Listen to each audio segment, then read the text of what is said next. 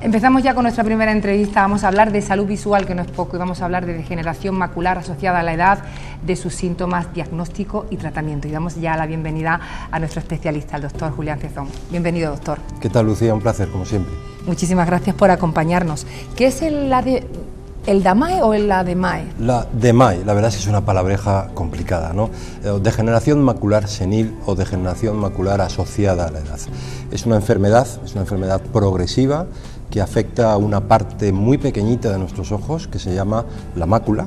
La mácula está en la retina es como nuestra película fotográfica, es una capa que recubre el interior del ojo, y el centro de esa retina se llama la mácula. Es como, te diría yo, como la cabeza de un alfiler, o sea, tiene 2 milímetros realmente, y es una estructura muy importante de nuestra visión. Gracias a la mácula vemos los colores, vemos las cosas finas, podemos leer, y date cuenta que fue recientemente que se descubrió, realmente hace poco más de 100 años, con los estudios de Cajal, cuando se empezó realmente a describir esta zona.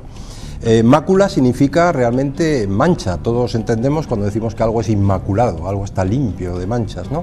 Y se dice mancha porque cuando lo descubrió un italiano, Francisco Buz, en Milán, vio que eso tenía una coloración amarillenta y por eso se le dio ese nombre de mácula. Bueno, pues la mácula es la parte más importante de nuestros ojos. Yo diría que es quizás lo más importante, porque cualquier cosa que altere a la mácula va a producirnos una gran pérdida de visión.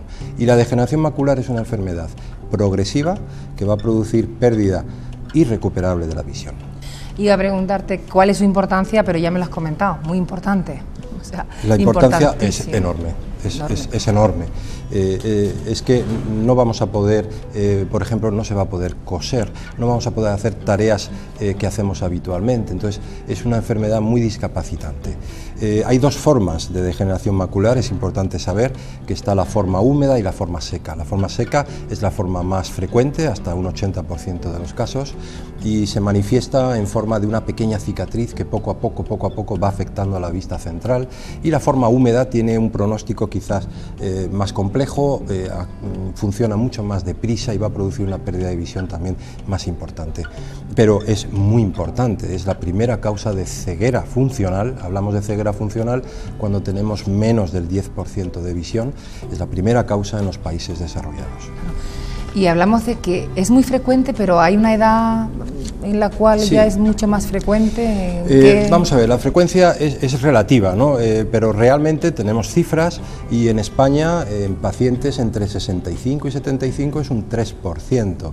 De 75 a 85 la cosa ya se va a 6%, y a partir de los 85 años nos vamos por encima del 13%. Entonces es una enfermedad que evidentemente la frecuencia es importante, teniendo en cuenta que además la esperanza de vida en los países desarrollados pues ha crecido mucho. ¿Por qué se produce? No hay una causa conocida, realmente no sabemos por qué, pero sí sabemos que hay unos factores de riesgo que están perfectamente delimitados, y el primero es la edad. Es una enfermedad propia de la edad. ¿Y cuál sería la edad? Bueno, pues lo normal es que hablemos a partir de los 60 y tantos años, pero es verdad que vemos degeneraciones en gente más joven, incluso por encima de 50 y tantos. Por lo tanto, el primer factor es la edad. El segundo factor es la genética. Se ha descubierto que realmente el 70% de la información genética que va a hacer que un individuo tenga degeneración macular la tenemos de nacimiento, y esto es muy importante. Y luego hay factores ambientales. Sabemos que el tabaquismo está relacionado, como con tantas enfermedades, pero el tabaquismo es un factor negativo, el colesterol alto es un factor negativo, la raza es un factor negativo, la raza blanca tenemos más degeneración macular, las mujeres tienen más degeneración macular, y también la hipertensión arterial. Hay también estudios que dicen que la coloración de los ojos más claros, también pueden tener más riesgo de degeneración macular. Y digo yo, doctor, ¿por qué hay ahora más degeneración macular que hace 25 años? Yo no estoy tan seguro que pudiera decir que hay más. Lo que sí está claro es que nuestra esperanza de vida es infinitamente superior, sobre todo las mujeres españolas son muy longevas, y además los diagnósticos son mejores, es decir, diagnosticamos mucho antes, diagnosticamos mejor. Entonces, yo no creo que haya más degeneración macular, simplemente que lo vemos más a menudo en la consulta, pero no creo que haya más. ¿Cómo se manifiesta? Esto es muy importante porque los primeros síntomas se pueden solapar con otras enfermedades. Y los primeros síntomas son visión borrosa, es decir, el paciente empieza a notar que ve peor, empieza a notar que ve las cosas con menos intensidad. Muchos pacientes me dicen, es como si me hubieran quitado parte de la luz. Pacientes que dicen, cuando paso de un sitio oscuro a un sitio con luz me cuesta mucho adaptarme, y luego pacientes que dicen que ven las cosas como un poco onduladas, un poco torcidas. Ya en momentos más avanzados de la enfermedad hay pacientes que dicen que ven las caras como con muecas o deformadas, y ya posteriormente se empiezan a ver manchas negras, se empieza a ver una mancha en el centro, es decir, se va perdiendo la visión central. Todo lo contrario de lo que ocurría con el glaucoma, que hablamos de ello hace tiempo, en el que se perdía la visión lateral. Pues aquí es todo lo contrario, se va perdiendo la visión central. El problema es que, como suele ocurrir primero en un ojo, la mayoría de los pacientes compensan con el otro y no se dan cuenta, y ese es el problema fundamental. Entonces, lo importante es poder detectar realmente lo antes posible esta enfermedad. ¿Y cómo se diagnostica? Pues el diagnóstico, primero los síntomas que hemos dicho, aunque vuelvo a decir, generalmente los pacientes cuando acuden a consulta empiezan a tener ya un cuadro bastante avanzado, pero yo diría a los pacientes que tengan alguna duda, que se fijen por ejemplo en las líneas rectas, en las puertas, en las ventanas, y vean si realmente pueden ver alguna ondulación. Y luego recomiendo un test muy sencillo. Es un test que inventó un suizo en 1945, ni más ni menos, que se llamaba Mark Amsler. Y Mark Amsler inventó una cuadrícula, como esta que vemos aquí. Es una cuadrícula con un punto en el medio, y el paciente lo único que tiene que hacer es, si tiene gafas de cerca, ponerse sus gafas de cerca, mirar a ese punto central y ver si esas líneas las ve rectas o pierde alguna línea. Este es un test sencillísimo, pero es un test que realmente es muy práctico. Nosotros en nuestra página web, enzimo.es, tenemos una rejilla de Amsler para que se pueda hacer el test en directo, y cualquier paciente cuando viene a nuestra consulta nosotros le regalamos una rejilla de Amsler como esta, por ejemplo, que se puede poner en el frigorífico, y es muy fácil realmente verlo. Esto está al alcance de cualquiera, es un test que tiene muchos años, pero es un test súper práctico, y desde luego a nuestros pacientes les damos su rejilla y van poco a poco, pues van viendo cómo va evolucionando. Esto sería el primer test diagnóstico. Por supuesto, tenemos test ahora mucho más prácticos, ¿no? O sea, el paciente va a ser sometido a toda una exploración oftalmológica, se le va a ver la retina, sería lo más importante, y después hay test específicos. La angiografía es un test en el cual inyectamos una sustancia, un colorante. Ese colorante va a llegar hasta el ojo y vamos a poder hacer unas fotografías de las lesiones que tiene el paciente.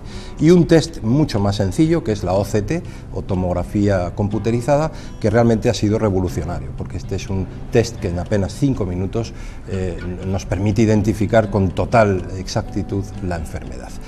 Hay otro tipo de test, pero básicamente lo que he dicho, y que se quede por favor la gente con esta idea de la cuadrícula, porque es muy fácil, es económico, no tiene ningún, y es facilísimo diagnosticarlo. ¿Y tiene tratamiento, que es lo más importante? Yo recuerdo, Lucía, ahora me doy cuenta un poco de la edad que tengo, hace 30 años, cuando veíamos esto en la clínica, realmente era descorazonador. O sea, realmente no podíamos al paciente ofrecerle absolutamente nada, porque es que no había nada para esta enfermedad. Es decir, el paciente estaba condenado a perder la visión irremediablemente. Bueno, debo dar un mensaje de esperanza. Nadie se va a quedar ciego de una degeneración macular, ¿eh? Esto que quede claro, se va a perder la visión central, pero siempre vamos a tener una visión periférica. Pero lo cierto es que el paciente no puede leer, no puede trabajar, no puede coser.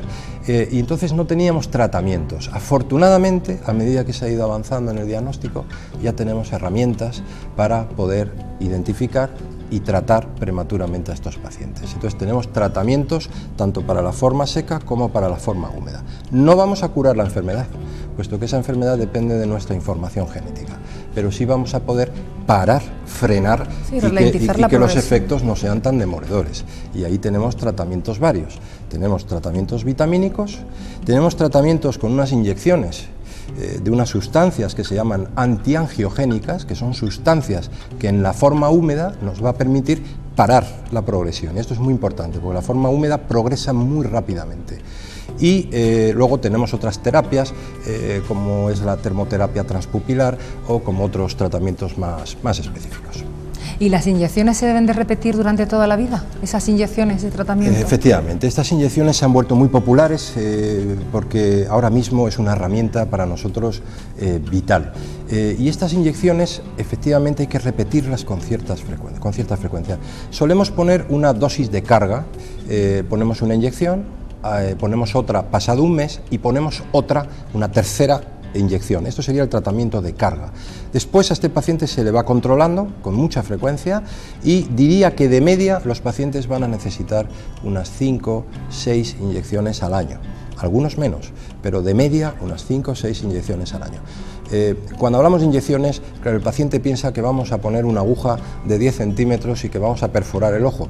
Estén tranquilos, se trata de algo que hacemos en apenas unos segundos con unas gotitas de anestesia ambulatoriamente y no tiene mayor problema. Pero las inyecciones hay que repetirlas, sí. De por vida no sabemos, porque esto va avanzando tan rápido que probablemente tengamos tratamientos en el futuro. ¿Y es verdad que las vitaminas pueden llegar a curar esta enfermedad?